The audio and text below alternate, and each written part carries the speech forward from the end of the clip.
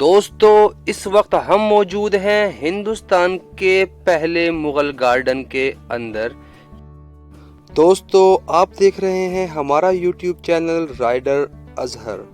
Please channel को support कीजिए, subscribe कीजिए। इस जगह को सन 1528 में मुगल बादशाह बाबर ने बनाया था और ये मुगलों का बनाया गया पहला बाग है, तो आप कह सकते हैं पहला मुगल गार्डन। आप चाहें तो यहाँ मौजूद QR कोड को स्कैन करके भी टिकट खरीद सकते हैं। चलिए चलते हैं अंदर और देखते हैं इसके अंदर मौजूद हर एक चीज को, इसकी पूरी हिस्ट्री को समझते हैं और आपको भी समझाते हैं। वीडियो के आखिर तक हमारे साथ बने रहिएगा ताकि हर एक चीज आपको हम समझ। तो चलते चलते मैं आपको ये बता देता हूँ कि यमुना नदी के बाएं तट पर बना ये गार्डन जो है ताजमहल से सिर्फ 5 किलोमीटर दूर और एतमादुद्दौला के मकबरे से तकरीबन 3 किलोमीटर की दूरी पर ही मौजूद है। ऐसा कहा जाता है कि बाबर के इंतकाल के बाद सन 1530 में उनकी कब्र को अस्थायी रूप से एतमादुद्दौला के मकबरे में जो चौबुर्जी है उसके अंदर रखा गया था, लेकिन बाद में उनकी कब्र को काबुल शिफ्ट किया गया और वहीं पर उनका एक मकबरा भी तामीर कराया गया है। जैसा आप देख रहे हैं कि चारों ओर फैला हुआ ये एक खूबसूरत बाग इस एक नहर के जरिए 4 हिस्सों में बटा हुआ है और इसी नहर के जरिए इसके चारों तरफ पानी को पहुंचाया जाता था और उस दौर में इन नालियों को ही पूरी तरह से नहर की तरह से यूज किया जाता था और पूरे बाग में पानी दिया जाता था, जिससे कि उस टाइम में इसका जो नज़ारा होगा, जो मंजर होगा, वाकई में बहुत ज़्यादा खूबसूरत और खुशनुमा रहा होगा। जैसा कि आप सबको पता है कि आगरा एक ऐसी जगह मौजूद है जहां गर्मियों के दौर में काफ़ी ज़्यादा गर्मी पड़ती है, तो उस वजह से इसको इस तरीके से बनाया गया है कि यहाँ गर्मियों के टाइम में भी बहुत ज़्यादा सुकून का एहसास हो और इसको 4 हिस्सों में बांटा गया है।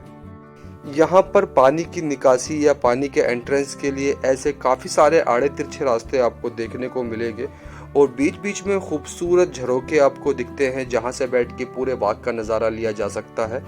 और इसका जो पानी का मुख्य स्रोत था वो यमुना नदी ही थी, क्योंकि ये यमुना नदी के तट पे ही बना हुआ है। जैसा कि आपने देखा है कि आगरा की ज़्यादातर जो इमारतें हैं वो यमुना नदी के या तो तट पर हैं या यमुना नदी से काफ़ी करीब है। अब जैसे आप देख रहे होंगे ये जितनी भी नाली आड़े तिरछी हैं, उस दौर में यहीं से सारा पानी ऊपर से आता था, इस हिस्से से ही पूरा पानी नीचे की तरफ आता था और पूरे बाग में जाता था। चलिए मैं अब आपको लेके चलता हूँ इसके दूसरे फ्लोर यानी कि ऊपर की तरफ। और ये जो हिस्सा है ये पूरे का पूरा जहांगीर ने अपने वक्त में इसको काफ़ी ज़्यादा रिनोवेट कराया और इसको अलग ही खूबसूरती, अलग ही अंदाज दिया। अभी हम आपको दिखाऊंगा मैं आपको कि ये जो पूरे का पूरा है, जो पूरे का पूरा फ्लोर है, ये बिल्कुल ही यमुना नदी से मिला हुआ है और यहाँ से पूरी की पूरी यमुना नदी बाकायदा खूबसूरत तरीके से दिख जाती है।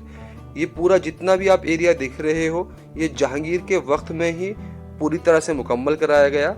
और जैसे ये दिख रहा है आपको, ये भी एक पानी का ही सिस्टम है जिसपे एक छोटा सा पुल बनाया गया है जिससे हम यहाँ बीच में आकर खड़े हो गए हैं। और ये वो जगह है जहाँ से पूरे के पूरे बाग में पानी दिया जाता था। अगर इस एरिया से आप खड़े होकर देखोगे तो आपको चारों तरफ का एक खूबसूरत नज़ारा दिखाई देगा, क्योंकि ये इस तरीके से बनाया गया है कि जब आप यहाँ मौजूद होते हैं तो आप पूरे ही बाग का मज़ा ले सकते हैं। यानी कि ये कहिए कि ये इसकी बिल्कुल मेन जगह है जहाँ से आप बाग के तकरीबन हर हिस्से को देख सकते हैं। जैसा मैंने आपको बताया कि यमुना नदी का खूबसूरत नज़ारे आप यहाँ से ले सकते हैं। अब ये देखिएगा, हम इस वक्त मौजूद हैं बिल्कुल उस जगह पे जहाँ से यमुना नदी बिल्कुल साफ साफ दिखती थी। अगर आप देखें तो आज के दौर में भी तकरीबन यमुना नदी इससे मिलकर ही चल रही है। दोस्तों अब मैं ले चलता हूँ आपको एक ख़ास जगह। ये जो आप देख रहे हैं जालियों से बंद है, जाल से ढका हुआ है, ये एक तहखाना है जो काफ़ी गहराई तक जाता है।